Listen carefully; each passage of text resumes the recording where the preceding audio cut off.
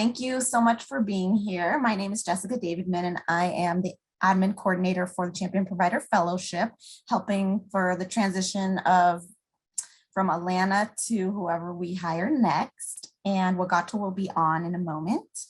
Okay, just quickly, our upcoming events. We just want to make sure everyone knows that we changed the 2022 mini college date to Thursday, September 8th in Sacramento. And therefore, our media training moved from September up to April 21st. So that's coming up for fellows only in Oakland. It's limited to 10 fellows. So we're giving cohort 4 priority until about in 2 weeks. If there are spots, we'll open it to cohorts 1 through 3. Travel related expenses will be reimbursed. And then we have our next webinar, which is going to be on Tuesday, May 3rd, engaging policymakers. And now I will let Wagata introduce our presenters. Thanks, Jessica. Hi, everyone. So glad you could join us for today's webinar. So I'd like to briefly introduce Muriel and Mike, who many of you know, but I'll take a few minutes to remind you of their amazing credentials and why we're so excited about this webinar today. So Mike Miller, he's president and founder of Brown Miller Communications, and he's spent the last 25 years working with media, the public, and policymakers to help shape public opinion and motivate positive social change, primarily rooted in issues affecting the nation's health, food, and agricultural communities. He works to raise awareness on issues ranging from crisis surrounding the health of farm workers to America's emerging obesity epidemic. And he has skills as a strategic communicator that have helped to address a broad list of critical legislative issues, including his media supportive efforts to remove unhealthy food and beverages from schools and his campaign to win support for menu labeling legislation. He's also been awarded the nation's highest public relations honor, the Silver Anvil, on 4 different occasions. And Muriel Benares, so she develops and manages integrated communication campaigns aimed at educating consumers and changing and improving behaviors. She directs audience research, discerns areas of opportunity, and crafts unique strategies to influence and educate specific audience segments. In many cases, this means addressing different language and cultural issues and barriers among key populations. And her execution of the award-winning comprehensive social marketing campaign, Steps to a Healthier Salinas, resulted in groundbreaking and lasting health improvements. So with that, I'll turn it over to Mike and Muriel. We're really excited for this follow-up presentation and how we can leverage social media to amplify our messaging to key stakeholders and policymakers. And following the presentation, we'll have some time for discussion and Q&A.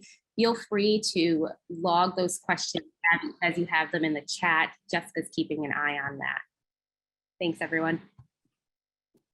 Thank you, Dr. Samir. I'm Muriel Benares, and I wanted to welcome everyone again. I just wanted to briefly go over making sure that everyone has their name typed on the profile just so we can identify those that have logged in. This is a follow-up training from last year where the fellows, the cohort 4, we gave them an overview of what social media is, how to follow through and identify your audiences, the actions, but it was quite a bit, and this is more of a focused training on how to engage, which I think had been one of the things that many had asked about. So we're going to go over this. We don't have a lot of slides, so we do have time. And something that we did change is we might go ahead and address your questions during the presentation as opposed to saving it till the end. And we'll see how that goes, but we do ask that you mute yourselves, and we will ask you to unmute if called upon, if you raise your hand or have a comment on the chat feature. So our agenda for today is we're going to be teaching you how, when, and where to engage as when you use your advocate hat. With social media, it's very easy to use your emotions. So it's important that we always know what hat we're using. With that, we would like for you to understand the emerging trends, especially with the rise of COVID. Different types of communications have risen from that. Strategies on how and when to use social media as an advocate. We're going to share some best practices with you. And lastly, ways on how to protect yourself and in terms of social media safety. Great. So just a preamble that I think is important. We've put a lot of emphasis this year on in communications on social media, and I think most of you probably understand why. It is a growing. I think you can look at what's going on in Ukraine right now. I just read an article about how social media is being so powerful in shifting expectations, support, and movement, and it's being used as the single largest form of communications inside Ukraine right now. So without the dire situations, the true is here in the United States as well. It is first and foremost, it's free or relatively free. It's fast and it's efficient, and so it's a mistake to not include social media in your media mix. I know a lot of you, Dr. Asaraf has just published an op-ed, are doing some really impressive work on that level. What I'd encourage you is to continue that, but also to be looking to social media to enunciate the work that you're doing, because it really does reach an audience. It reaches especially people who are engaged. They follow because they're interested in you and what you have to say. So it's a very efficient way to try and move information forward. We are also finding that it's extremely powerful in shifting public opinion. And I think this is the reason that Muriel and I have been feeling so strongly about the importance of trying to get more interaction from champions on social media platforms. Opinion makers, policy makers, community leaders really do pay attention to what's happening in social media. Now, I want to be clear, there's a lot of chaff out there as well. And this is what Muriel and I will talk about this. So there's a lot of peripheral conversations that have really no value whatsoever. But when you engage, if you're speaking to something that provides really good, solid, reliable information, we're seeing that those are the types of tweets and Facebook posts they're getting a lot more attention than some of the broad opinion-based types of information. People are going to social media for information, but they're also learning to filter that information and finding the right information sources that they can rely on. So public opinion makers, policy makers are the ones who really are trying to plug in. And as you post, we'll talk more about this, but as you post, you can post and direct through hashtags and other means your information so that it really goes to those opinion shapers in your community who you're trying to help understand your issue and help inform them about how they can play a role in shaping it for the community's health. The other thing is that social media helps us build networks. It is where a lot of networks exist. I really want to be clear. I'm not a huge fan of social media, but as a communicator, I know how important social media is. And these networks become the entities that people turn to and start to live within, and they use those as their source of information. If they trust you, if you can build trust with them, you're going to find that not only are you communicating directly to them, but they will help propel your posts forward, so that your information goes into their networks as well. So you start to build this web of networks that attaches, and it's largely based on making sure that the respondent you're speaking to really does trust who you are. I think this is where, as champion providers, you all have real capacity. Your education, your experiences, your knowledge, and your passion are exactly what they're looking for to try and understand health issues that are shaping their health and that they may want to respond to more appropriately. You can also use social media to build relationships.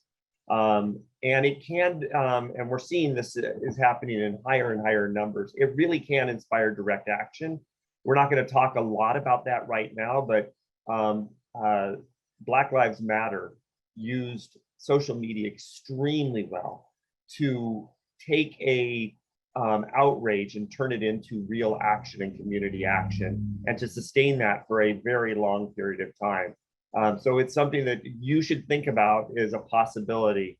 And I'm not sure that it's always going to fit your needs, but if you were going to a school board, for instance, you can use social media to rally more players to show up at a school board meeting where you were speaking, and to provide additional support as you go into that. It's that kind of direct action. It doesn't have to be on a national scale. It can be at a very local level to try and move things forward.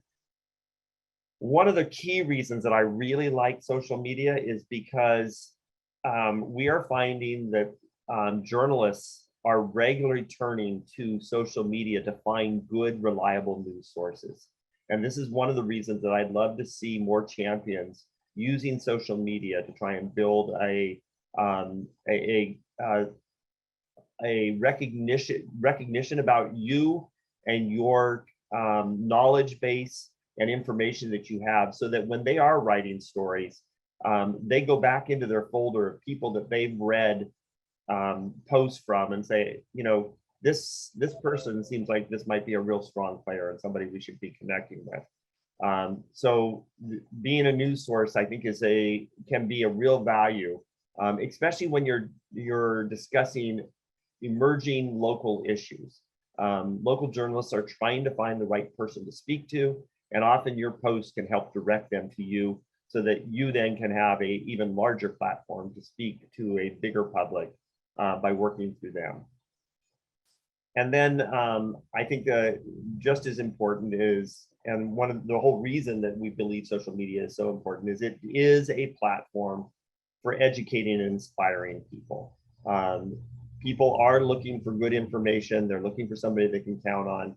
And this makes perfect sense for you to be helping them understand these issues, providing them with information. Now, we'll get into this a little bit more, but when you get into posts, unlike some of the larger pieces of articles that you might be writing or engaging in, you've got to be very concise.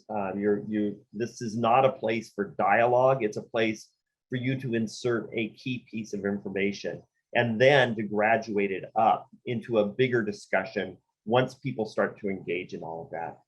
So when we talk about it educating and inspiring, again, the trick is to do this in 200 characters or 400 characters, not in 5 paragraphs.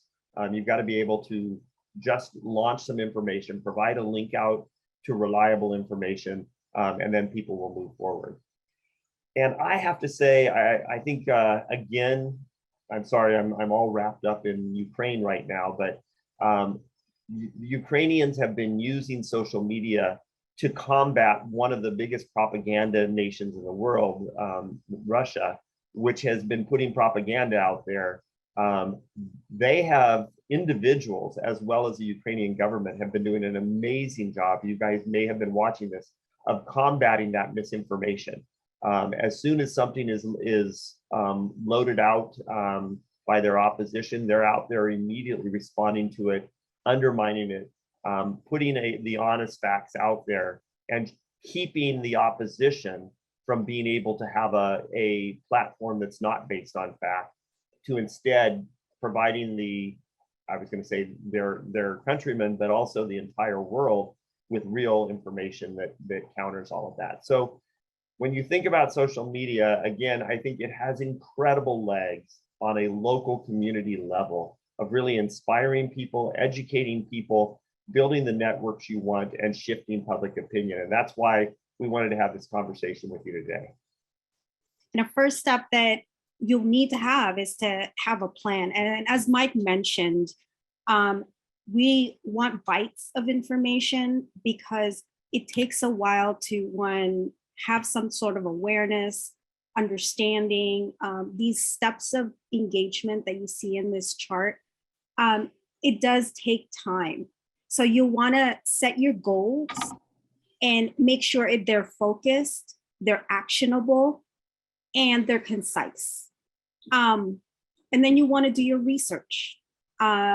Most folks have such a short attention span that you really want to hit them with numbers, with data that will really hit them almost in the gut, like an emotional reaction. And the other thing too, that you don't have to reinvent things. You can monitor other people and organizations that are doing something similar that you would want to take actions similar to theirs. So any of the organizations that you follow, you feel are effective, just kind of keep an eye on them, and then probably follow the type of steps that they've been taking. And I just want to enunciate what Muriel said there. I think this is one of the things that people are doing with social media that's unfortunate, is just jumping in and posting. They're not going in with a plan. They're not thoughtful about it. There's no, it's not wrong to post, but if you're posting, if you're going to, what we encourage you to do is, if you're going to engage in social media, you really should think about what you want to achieve. What is your objective? Where you're trying to go? Otherwise, you're going to find yourself, and I've seen this happen many times, falling down a rabbit hole of chasing other conversations that are peripheral to what you really want to achieve. So for that reason, I think it's really important, before you ever write your first post, is think about, how do I want to use social media, and what do I want to achieve with the social media I'm using? And all of that will help lead you to the right platform to go to. In the onboarding, we talked a lot about the different platforms and what their different uses are. Different platforms reach different audiences and are read differently by those audiences. So it's important. You can't choose the right one until you've really thought about what you want to achieve and how you want to move all that forward. I would also just want to encourage you, if you're ready to dive in and start doing some social media work, Muriel and I are more than willing to jump on the phone with you and talk to you a little bit about your goals and your plans, and how you might accentuate the success of what you're trying to do by choosing the right platform. And we're happy to review your posts as well, and give you suggestions on how you might want to move all that forward. So again, I think it's really important, as you move through these different stages of engagement, to think about what you want to achieve and what it should look like, and have that plan in place. So if you are, there's actually two ways to engage in social media. One is to create a post. And I think this is where you have incredible capacity. Again, we say it all the time, and probably beat this to death, but the white coat has real credibility. People respect dentists and doctors. They know that they come from a science background. They are fact-based. They're reliable. And that's the whole reason that the Champion Provider Fellowship was put together. So in creating posts, you have the ability to provide people with really solid information. The other way that you can engage people is by commenting on existing posts. And this has value as well. Either one of these are appropriate, but we want to walk you through both of them for a second if we can, because they both are a little bit different, and there's some things you need to be guarded about as you go into social media, and we wanted to protect you as much as possible in doing that. But again, here's how you would engage. So if you're creating posts, if you're going to write a post, there's some things that are universal across most platforms that you might want to think about. you really need to think about the benefit. You guys, anybody who's heard me speak to communications will tell everybody communications work when they're benefit oriented. When you're helping people see the benefit to them, that's when people respond to your posts. That's when in any communications, people are looking for, where's the value for me in this? What information can you impart that's going to help me be more successful in my job, a better parent, healthier, whatever it is. They're looking for something that's going to, that they can believe in, that provides benefit. It's what we call the why. Why should I bother moving forward in this and reading this post or anything else? So always consider that when you're writing your post. It's not enough to say there's going to be a school board meeting on Thursday. Very few people are going to recognize there's value in that. It's like, yeah, there's meetings every Thursday. What's the big deal? Instead, try and provide them with the why this matters to them. There's going to be a school board meeting on Thursday, and we're going to be talking about how to provide your children with healthier meals or something like that. So now there's some benefit here. We're seeing the benefit. Don't leave this one behind. Your post, any communications are going to fall flat if why is not built into it. The other thing we like to do is, especially with posts, social media is very human. It's very personal. People expect to hear from you as a person as much as a champion. They're looking for something that invites them into the conversation. So we like to say, when you're drafting, you don't want to talk about you. Think about how you can turn that around to say we. So it's not about, I as a, I'm suggesting this. It's talking about how we can move forward in the right direction, how we can embrace a policy that's going to make our streets safer for all of us to walk in, or our parks more hospitable, or water more readily available for all of us, not just. So speaking to the individual, to you or yourself, doesn't resonate, but speaking from using that plural pronoun of we makes a real difference, the we or the us. So think about that when you're writing your posts. If you do ask us to review them, I almost guarantee you that's going to be the first thing you're going to see us striking through, is getting rid of the I and the me, and turning it into an us and we, so that you can be more successful. Social media is very active. It likes strong verbs. It likes to feel like there's action going on. For that reason, try and avoid the passive voice and the past tense as much as possible. So look for more ways to use more active verbs in what you're doing. This is getting a little bit into the nitpicking, but it really does make for a stronger post. And if any of you are able to join us for the social media workshop that we're going to be doing during the mini college, we're actually going to walk you through lessons on actually writing posts, and we're going to critique your posts and provide you with feedback on your posts. And again, just as I talked about the you and I being changed to the we and us, you're probably going to see us striking down or trying to suggest to you stronger verbs that grab people's attention and feel like there's real action taking place here. Social media is the one thing about social media that drives me crazy compared to traditional journalism is, or traditional media, is there is no editor involved. Unlike newspapers or television or radio, there's a news editor who is reviewing things and saying, this isn't right, I'm going to strike that out. Show me your evidence for this. Social media doesn't offer that. As a consequence, social media has become very popular as a platform for people to scream and yell their personal opinions.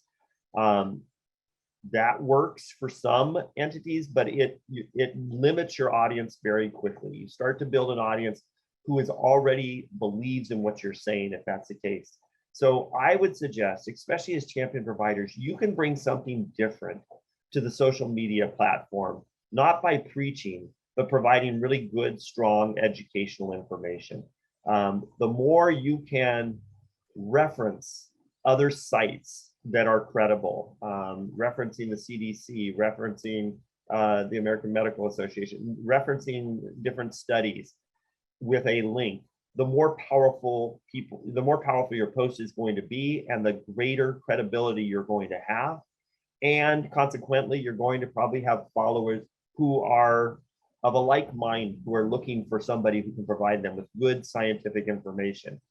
That automatically means that there's probably going to be those people who are never going to follow you because they're looking for somebody who just supports their opinion. That isn't a game you're going to be successful in playing in, nor do I suggest you try and be. One of the things you have to accept in social media is that it's kind of a wild, wild west out there. And there's a whole camp of people that we like to call trolls, who are always going to have a difference of opinion, who don't necessarily respect science. You're never going to win against them. You need to just accept that what you want to do is instead inform those others out there who are not, who could otherwise become susceptible to bad information. But you're the ones who can actually help them, provide them with really good, solid information. And you'll do that, as I mentioned, by citing and linking those respected sources. So one of the things we encourage you to do is, if you're making a statement, try and see if you can back it up by just providing a link or a citation to that. And I think this is something all of you, your training is very tied to this, and this is why it works so well on social media platforms. Again, I wanted just to, before I just steamroll through, as Muriel said earlier, we agreed earlier that we would open this up at any time if anybody has any questions. So just, if you have a question or a comment, feel free just to raise your hand and we'll unmute you and take your questions or give you a chance to provide some comment on all of this. Okay, so when and how to comment is always a great question.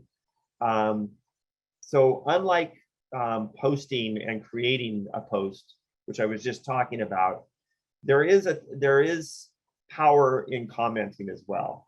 I think that in some cases, most people feel like comments should either be, it's just like, yeah, I agree, or it's it may be argumentative and coming back and providing an argument to the different information. Either of those are okay, but you should think about how you do this. And again, I encourage you to put this in that context that Muriel talked about of, is this helping you accomplish your goal? I have seen a lot of people comment and they start to get caught up in an argument instead of providing just good information and resources and then stepping away from all of this. So you might want to comment to correct, to inform, to educate, or to inspire. Every one of those is appropriate. The correct, in terms of correcting people, is a little bit more, I don't want to say dangerous, but a little bit riskier. But informing, educating, or inspiring are exactly what the Champion Provider Fellowship is all about, and where you really have a leg up in the social media platforms. So now I'm going to go into the negative side, but I think you all know social media, because there's no guardians at the door to keep some safety rails up. Anybody can say anything and things can go crazy. As a result, I've seen, we actually run a COVID site, and I can't tell you how many times I've wanted to scream and yell at some of the crazy stuff that's out there. And I have to pull back and remind myself of what my goals and objectives are, and realize that getting involved in spitting matches is never going to help you at all. It actually energizes the person who has a negative message out there, because there starts to be a dialogue. People like a fight. It plays into exactly where they want to be. So you want to be cautious about this. There's nothing wrong with having opinions, but you should know that if you get into a dialogue with somebody over an opinion, you're literally engaged in a debate that has very little chance that you're actually going to win. You might draw a neutral card, but you're probably never going to win, because the person you're talking to has already established that they believe one thing and they're not going to shift. Instead, feel free to inform, correct, and educate, but then step away when they start throwing mud back in the other direction. There's no value in it. You've helped people who are reading these posts not be misguided because you've offered them good information. If you engage in the mudslinging, you're not going to help yourself out. Just provide good scientific information and then step away and let the dialogue move on. You've done as much as you can successfully do. And again, just as I mentioned in the in ways of creating a post, the same is true in commenting. You can always include a link to scientific information. It's again, I have to say the trolls have become very good at this, and they're always linking to other information that's out there, and they're linking to what is supposedly scientific information. I can't tell you how many times I've seen that the doctor they're referring to has a PhD and not an MD, but they will link to somebody else out there, and they're using it because people now believe it because it's got credibility. I think this is again where you have a double hit. You come in as a dentist or a physician already having credibility, and then if you were to link to other scientific information, that's a double hit that the other players are not going to be able to successfully overcome. Again, as I mentioned in creating a post, your comments by the same respect should look like there's somebody behind this, that you have a real human stake in this. So it's a good place for you to be able to speak from your own experiences and be able to help people understand that as a physician, what you've seen, or as a dentist, what you've seen in the dentist chair leads you to say why it's so important that we avoid, sugary drinks or whatever. But people are looking for you to be a person, not just a scientist. It's a bit of a delicate dance, but it's valuable because people do respond to humans. When people feel very humanized, they like that person and they want to work with that person. You can do that by using the name of the person that you're responding to. So it's amazing how you can defang a troll by using their name and just saying, well, Jim, Jim, that's an interesting perspective, but have you considered this? The AMA just came out with a report, blah, blah, blah, blah. People like you, Jim may not, but other people like you because you've used their name, that name. It makes you more, it softens you, it makes you more compassionate, it makes it gives you more of that human element moving forward. And then wherever possible, especially if you're correcting people, try and strive for compassion. Condemning them isn't going to do you any good. Informing them, helping them from a perspective of, I really wanted to help move you forward. I wanted to help you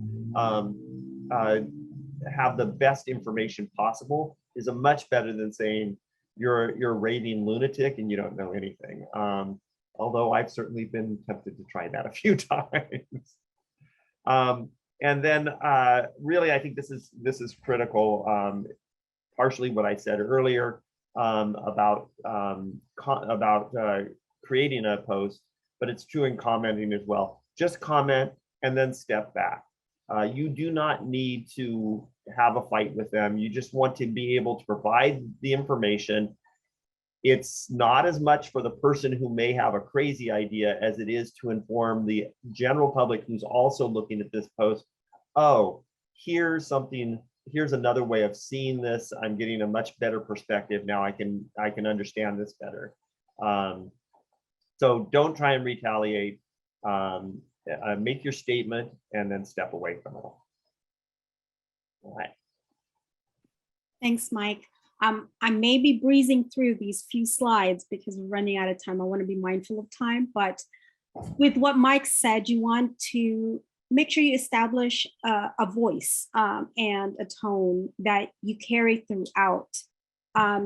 It gets very confusing when, for instance, if you're doing a scientific type of, if you are on your hat as the physician or the dentist, you want to be professional, not too casual, yet personable. It is good to let your personality shine. People love the warmth, but being too casual may be inappropriate. So just understanding that you do need some type of consistency with your voice and tone. If you write like you talk, questionable, because we don't want to be data driven in terms of explaining things, because then you'll lose people. This goes back to avoiding jargon. There shouldn't be an assumption that everyone understands the acronyms and the way you speak on a daily basis with your peers. Understand we are communicating to a different audience, understanding how they themselves speak and understand. You're looking at their perspective and to make them, not you, the hero. So talking about their situation and turning things around to make it so that it is a reflection of what they're dealing with, but yet you are responding to how they are in terms of posts. And lastly, it's always better to be clear than clever. I know this is a trap that's really easy to fall into. Again, we just need to be concise, make your statements appropriately, and then just really think about the goals and why you're doing this. Again, we want to use good judgment. For instance, we do have a lot of opinions that are floating out there. So when you think about writing a post, so you think about, well, will the CDC, CDPH, or the fellowship, will they post this? And so you're thinking if you think that they will, then it is a safe post.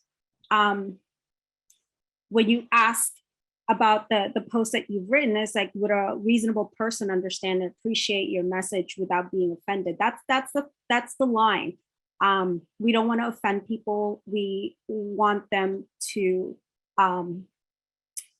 be able to read it and take some value from it. So that is likely safe, yet you do want to be careful and figure out if it's offensive to some. And if you're not sure, always get a second opinion. Again, because then this brings up the back and forth, the arguments, and things like that. And I would just say, when we do a lot of posting, we're doing it for a government agency, so you can imagine we have to be very careful. But whenever we're pushing the envelope, we almost always are passing it by somebody for a second opinion. So because sometimes you can get wrapped up in these conversations and you start to drift a bit, and it's always safe just to have somebody else look at it and say, yeah, I'd probably change that word. Posts stay out there for a long time. It's worthwhile to have anybody else take a quick view and say, oh yeah, okay, that sounds great, or you might want to do a little editing here. And right now we're going to go over some very general social media tips. You would want to optimize your social media profiles. So what this means is like, this is a key element of your brand. So you want to make a good first impression. They want to know who you are. Don't be vague. Provide your professional credentials and things like that. And also, I just wanted to let you know, if you do want this, I can provide that when we have the recording as well. So make sure you complete all the sections of all your profiles so that it conveys the right message, so that if we do have journalists looking for sources, they know who we're looking at on your tweets, on your profiles, on the Twitter profiles. They want to know, okay, so you're an MD or are you a PhD, that sort of thing. Those matter. Then you want to be able to focus on being an expert one platform at a time. Social media is an overwhelming world, and they have different uses, they have different audiences. If you're more comfortable with words, there's suggestions to just stay with Twitter, with what's the new one, like Nextdoor, those types of platforms. Whereas if you're very savvy with photos and videos, YouTube comes in handy with that. So you do want to pick one, understand who you're targeting, and really get comfortable with that before kind of digging into all of the other ones. Because the more proficient you are with one, it makes you much more credible. That said, when we get to our, when we do our next workshop and we're writing for these, we are going to show you that when you write one post, it's not difficult to translate it to different platforms. So while Muriel's exactly right, don't overwhelm yourself. When you become a little bit more savvy about this, if you're going to bother to write for Facebook, it's very easy to convert that with a little rewrite so that it fits for Twitter, and that you may also, if you've got an image, be able to make it work for Instagram so that you do have more reach. But it takes a little bit more sophistication. We'll talk about that if for any of you who make it to the workshop. One of the things that will make things a lot easier for you is if you schedule your posts using some of the tools out there, like Hootsuite or Buffer. They do cost a little bit of money, but sometimes, consistency is key. And when you post at a regular schedule, then people tend to follow you more because they are expecting something and they see something always around the same time. So scheduling your post is a good thing. Curating your content also comes in handy with the scheduling of posts.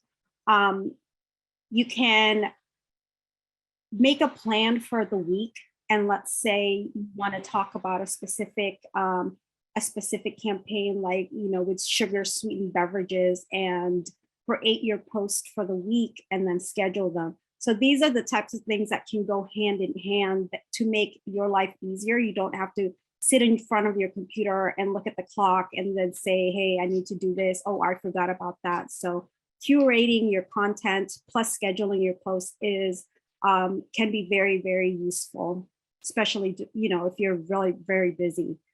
The thing about social media is it loves graphics. It loves a visual impact. So be mindful of what you post to make sure that you are creating posts that have some type of visual interest. Just words will tend to get overlooked. Using infographics for data will work. Interesting photos, a type of video. So you want to think about those when you are creating your post. Yeah, and I would just say that we know that posts that have an image, a graphic, anything in them that's visual get 70% higher readership than posts without it. So I'd hate to have you guys write a really important post and it doesn't get read because people are looking, they're scanning it, and their eye is attracted by an image. Again, when we do the workshop, we're going to talk to you about how you can find those images. It's very easy. It doesn't take a lot, but it will make a real difference.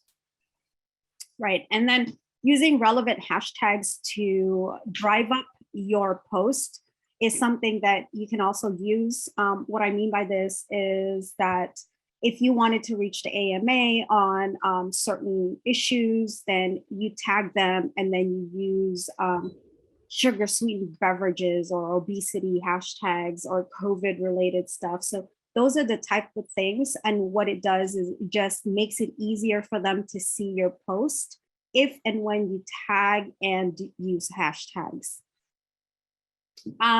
One of the things that can be really helpful is when you're in a conference, like with a medical convention, if you do kind of a live report at the conferences and events and like tweet them, it's like, oh, this is what you're missing. And they brought up this type of issue. And if you find that a data was really impactful, you tweet that, you create the hashtag, and then you go ahead and tag the conference. So all those things together will bring up relevancy and value for people.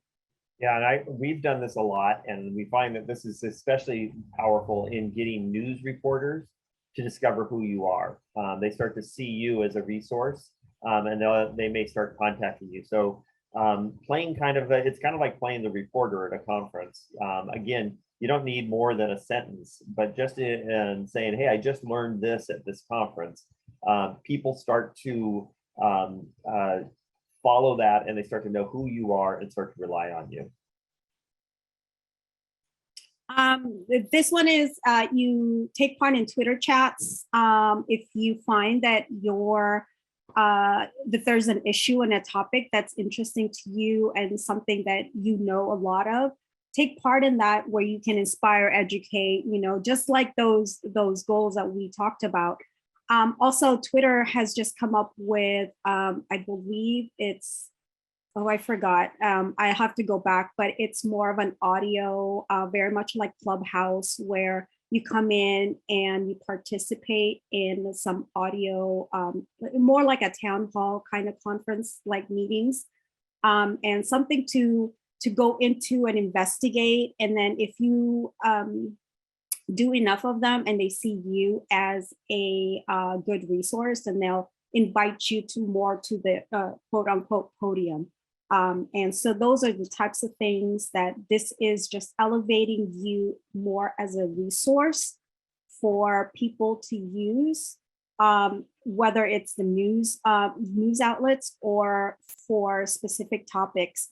This is where you become more visible. But I would just caution you, do it with some level of caution, just as we talked about in terms of commenting. Don't just engage in a chat for the sake of chatting or to argue with somebody. Do it as a champion who really has some good information to impart and can help educate and inform people. This one is a bit of a reach. If you're really good at creating videos, YouTube is a great place. This is where you'll really find how-tos. If younger audiences definitely are in YouTube, and that's where they get a lot of their information, but it is a lot of work. If this is something that you would want to go into, it's a great tool. It's just very work intensive. And you're also finding TikTok now is overlapping with YouTube. So you're seeing TikTok showing up on YouTube, and edited YouTube videos showing up on TikTok. Again, it's audience oriented, and you need to think about if it's the right audience, but it is a possibility. And then lastly, of course, maintaining that consistent content that we talked about, by scheduling your posts and curating your content. Do schedule those so that it becomes more of a consistent way of presenting your information and your voice. And lastly, we're going to look at how you can protect yourself from cyberbullying, or be more safe in the digital world. First, you want to protect your boundaries. Just with anything, we want to be sure that we take care of ourselves and that we know how far we want to go. Just know your boundaries and step back. Again, this all comes into the understanding you don't have to engage. You just inform, you educate, you inspire, and then step back. One of the things that is important is making sure that your privacy settings are in place. I don't know that you want to be completely public where everybody can see everything, but you do want to be mindful that you're accessible enough for people to reach you, but yet you don't want to show. I don't know about you, but I don't like to have things so open that they can just take pictures of my children out there and reuse them and things like that. So I keep my settings pretty high, but having such a high setting makes you closed to interaction from some people. So do be mindful of where you're comfortable with your settings. This is important though. I mean, you're putting a lot out there. These trolls can be malicious. They can be, they're not necessarily good people, and they believe in what they're saying. So they are also very passionate. And what we don't want to do is put you in a situation where your privacy is being threatened. So you need to be thoughtful about this. I think Muriel's absolutely right. Spending a few minutes with your privacy settings makes a lot of sense, so that you are protecting yourself. And I'm going to jump on the next one because Muriel and I had a debate over this. She had never respond, and I'm like, yeah, I think you should respond, but I think you should always know to do it with a lot of conscious thought, with again having a plan in mind, and not engaging in a debate, but instead just providing a counter to a bad argument that's out there and then stepping back. Understand. And just one more note with the privacy settings, do check that every 6 months, because every time, I believe, like Facebook updates, they change it for you. So don't think that once you have it set, that it's set for good. So always recheck that. And as Mike said, you don't have to, you do respond, but don't go into a back and forth type of conversation. And then when they are responding to you in a very hurtful way, you can always block and report them, because if they're doing it to you, that means they're doing it to somebody else, and it's okay for you to just go ahead and block them and report them. This one's a little bit of a hard ask to try to understand where they're coming from when they say very hurtful things, and they're using words that are meant to hurt. It's hard to try to understand where they're coming from, but it's a tool that will let you know that it's not just about me, but that some people are just that way, or maybe something set them off. But again, I know that this is a hard ask. I'd point out too that is again with the we're interacting on COVID every day, and there are people that are passionately believe in what they believe that may have no science base, but they are passionate about it. And it's become a core part of their personality. And that's often what happens with trolls, is this becomes as much about them as it does about the issue they're talking about. This is why don't take it personal, be ready to step out. They may slam you, don't respond, just move on. Your job is helping others who are reading these posts to have a good source of alternative information that's not alternative facts, it's really fact-based versus their direction. And that's as much as you can actually do here. And I know we're running short on time, so believe in yourself, talk to someone if you've got a question is important. The only other thing I'd throw in here is you don't have to always have a conversation. If you want to engage somebody, you can actually do it offline and take it into a direct message where you're talking directly with them, and it's not part of being up on the forum. That sometimes is the best way to find out who they are and where they're coming from, and maybe to try and inspire them without this becoming a debate that's shown in front of the entire world. So just another way of trying to take a look at it. But the big caveat at all of this is an important platform for you to do some really important work in helping to inspire people, to educate people, and to build a support for your issue. In doing that, in social media, you do put yourself at some level of risk. And this is why we wanted to go over some of these cyberbullying and just make sure that you understand some ways of trying to protect yourself. So with that, we're right at our time here, but are there any questions? We might be able to take a question or two. And if not, I do want to encourage you, if you want to try and start moving into social media, Muriel does a ton of social media work. She would be happy to talk to you. I'd be happy to talk to you. We're more than happy to try and bring you in and see if we can help provide you with some information and review your posts. Kristen, I see you've got a question or comment? Yeah, thank you very much for this presentation. It's really, I feel like, timely right now. I'm working with a school psychologist who is also equally concerned about the excessive screen time our young learners are getting, and that it's interfering with their ability to be as active as we would like. And so we have drafted a letter to the school board that we want to present, and we're gathering signatures. But she just asked today if we should join a Facebook group, and that group book is like a Santa Barbara parent advocacy sort of group, where it looks like there's a range of postings, anything from personal to more professional. And so and she also wanted to know if we should, instead of post as individuals, post as some sort of group or coalition or something we make up, so that it's not just as individuals. But I could definitely talk to you guys about this also offline too. Yeah, but you bring up really two good points that I'd love to hit on. Should you join a Facebook group? I think you should. I mean, you have a specific issue.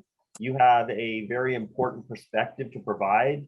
I read your letter. You're right on target. I think you definitely should join it, and I think you should participate. I would, however, not say that you should. I don't recommend that you post as a collaborative of different individuals. I think you should post individually. And I think you should encourage all the members who join that Facebook group to post individually. It's a question of mass, having more comments out there, but it's also, just as what we were talking about earlier, people pay more attention to individuals than they do to groups. They like to hear from individuals, and with your credentials, I think it makes perfect sense for you to do this. So it's a great question. I'm glad you brought it up, and I would encourage all of you to think about, there are these Facebook groups that are very engaged in topics that you're talking about. I think you should all be thinking about those and trying to find, join up with those, watch them, read them, and then post when it's appropriate. So I think for her, she is a school psychologist and she's seeing the concerns for her students. And so I think she's concerned about posting because of a conflict of interest working for the schools. Right. So that's where I think she was coming from, the perspective of, if we have a coalition, we can, at least some of the people who are really advocating can kind of be protected a bit through a name of a group. Yeah, I think she's got a good point. It's something we should have said. If you are posting, you should, just as if you're writing the letters to the editor or any other thing, you should make sure you understand what your employer's perspective is on this and what kind of parameters are out there. That is important. And she probably is smart, especially as a psychologist, not to post, although I don't know, I mean, she's got some really good information. As a psychologist, she understands this and probably brings some real credibility to the arguments, but she should check with her school to see if there's policies that she needs to be careful of. That said, I still feel like you're in better shape to post as individuals rather than as a conglomeration. But if you feel the need to protect yourself by doing it as a group, better you do that than not post at all. Thank you. Yeah. Thanks, everybody. Appreciate it. And again, hopefully we'll be able to see some of you at the when we do the workshop at the mini college.